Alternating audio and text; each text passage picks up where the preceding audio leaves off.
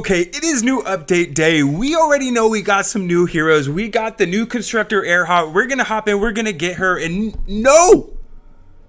Oh shoot, no! No! Dang it, okay. Alright, give me a second. We will be right back.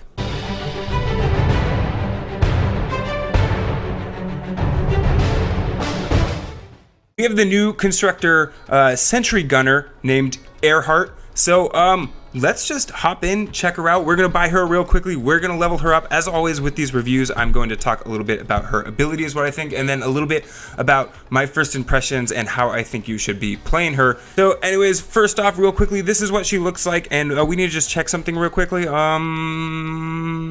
okay, I think we're good. We can move on now. So hopping right on into Earhart's abilities, she is a constructor, which means right off the bat, we're going to have that creative engineering, which increases build speed and building costs. Sorry, reduces building costs, increases speed, whatever. You got the idea. All the engineers have it. That's cool. Then at level 1, we have the base ability. That's nice. I'm a fan of base. Base is a solid ability to have, and I mean, she's a constructor, so I'm not surprised. Anyways, then at level 2 we have kinetic overload. This is a solid perk meant for encouraging the use of the hardware melee weapons.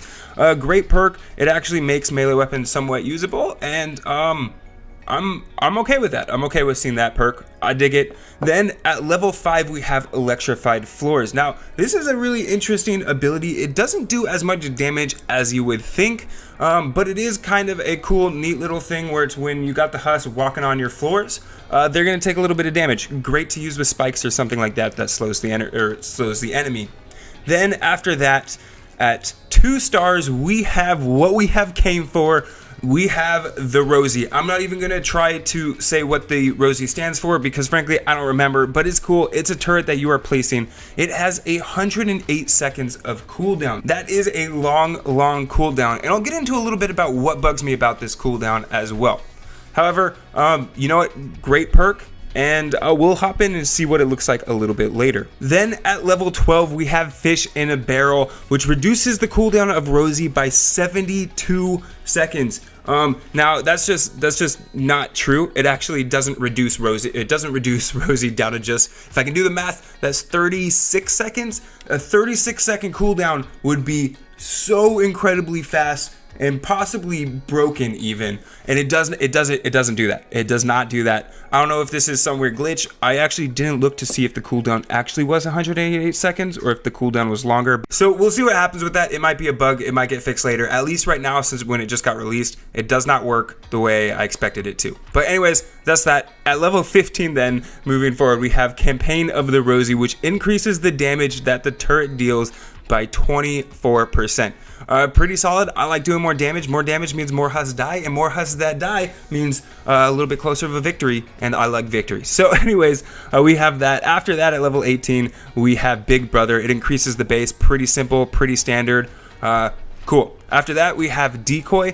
Pretty solid perk. I enjoy the Decoy quite a bit. And especially if you're using some sort of hardware melee, I cannot even talk tonight, melee weapon, it can work out pretty well. And you know what? If you're trying to shoot a turret, it might be nice if all the husks are in the same area. So, you know, benefits there. After that, though, we have Lofty. God, I cannot talk today. At 25, we have Lofty Architecture, which increases the health of buildings by 15%. That's pretty solid. I dig it. After that, level 30, we have War of the R.O.S.I.E., which increases the damage of the R.O.S.I.E. again by another 13%. So basically, R.O.S.I.E. does a lot of damage, and it's pretty cool. I dig it. I like it a lot. Now let's hop into a little bit about her gameplay, her mechanics, and some of my first thoughts when playing her. Now, when hopping into a game with Earhart, I obviously wanted to take full advantage of the turret because the turret is just absolutely incredible and is kind of what she is all about. I feel like that was the main idea with this hero and is a new thing. So you know what, if it's new, I'm gonna try it out because I like new things. And when playing with her and this new turret, I noticed a few interesting things. Now, first off, the turret is actually pretty powerful. It surprised me.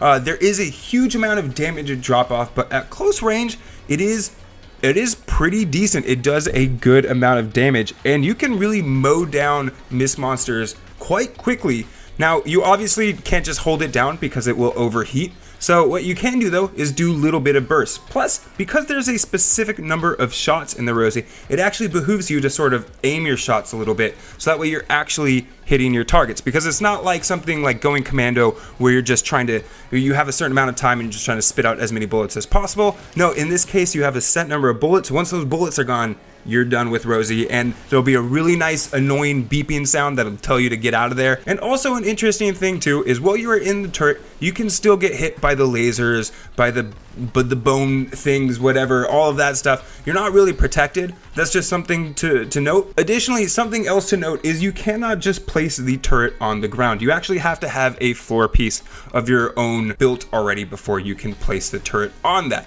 Now, if this floor piece breaks, your turret goes away. So protect those pieces that you're placing the turret on, especially if there's a whole bunch of lobbers or something like that coming after you. And also, something else that's kind of interesting about this is this turret is actually a fantastic pickaxe. Now, this is really cool because previously, if you were trying to, mow down buildings, you would have to use the obliterator, which is a limited time item. You can't get it anymore. Right now, you have a hero that has an ability sort of like going commando, but even more powerful for tearing down buildings. You can see here, I just mowed through this entire building like it was nothing. So hey, if you can't hit husks, at least you can hit buildings. You now have an even more powerful pickaxe because you have a turret. Now, what I do actually really like this turret perk a lot. One thing that I do not like, and to complain for a little bit here, is I do not like that the cooldown for the turret doesn't start until you've finished using the turret. So unfortunately, you cannot place a turret, start using it, and meanwhile be gathering up a cooldown for the next turret. Again, I don't know if this will ever change, but it is a huge pitfall and a shortcoming, I think, of this ability and of this hero. Now, I understand why they made it this way is because the turret will just remain there until somebody uses up all the ammo. And I get that, the developers probably didn't want you to throw down a billion turrets for just, or just a turret for you and all your teammates, and then you could just switch between turrets. I feel like that would be broken. But it would be easy enough to just make it similar to like a base where you throw down a turret, and if you had a previous turret, it just goes away.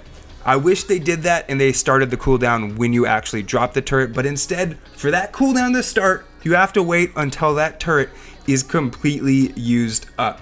Huge shortcoming. I don't like it at all, but unfortunately that is just kind of the way that they designed this hero, and that's the way it is right now. So that is something to kind of watch out for. As for the rest of her playstyle, it's going to be hard for me to comment on that because I have not played her too much thus far already. I've hopped into maybe like 5 matches so far with her, and that has been it. So she is a very fun hero. The turret is actually a lot of fun and I like it a lot, and typically I've actually just been kind of hanging back on the objective and shooting at the husks from the objective and destroying husks that way, and I found that that was a great way to use the turret. You don't need to just like hop into the middle of things and throw the turret down there. It makes sense to actually back up a little bit, use the turret there, and then when the turret is on cooldown, that's when you break out, your melee weapon or your other abilities, your other weapons, whatever, and that's when you start using that. But whenever you have that turret up and available, it is great to go back to the objective, hop in the turret, and use that turret to just mow down husks